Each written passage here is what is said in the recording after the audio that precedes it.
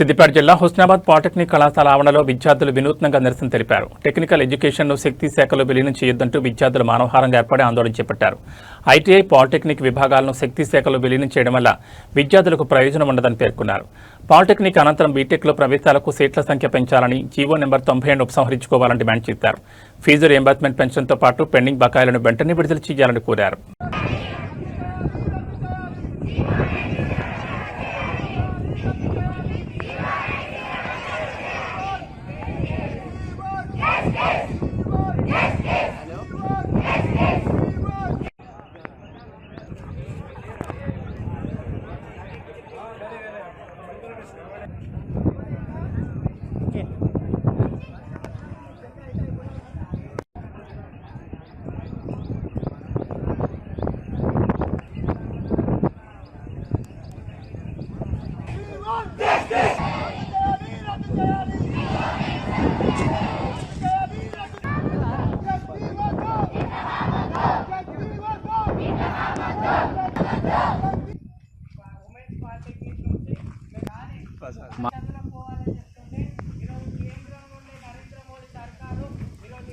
Government polytechnic Krishnabad నుంచి మాట్లాడుతున్నాం.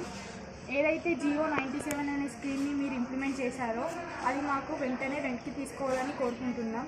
దానివల్ల మాకు ఎలాంటి ఉపయోగాలు లేవు కనుక మేము అది వద్దు అని అనుకుంటున్నాం.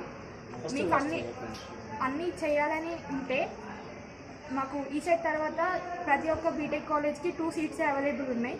దాన్ని ఒక 6 సీట్స్ అట్లా చేయండి. ఫీ రియంబర్స్మెంట్ని పెంచండి. ఇవన్నీ చేయండి. మాకు ఈ శక్తి స్కీమ్ వల్ల ఎలాంటి ఉపయోగాలు లేవు కనుక మాకు ఈ శక్తి స్కీమ్ అనేది వద్దు.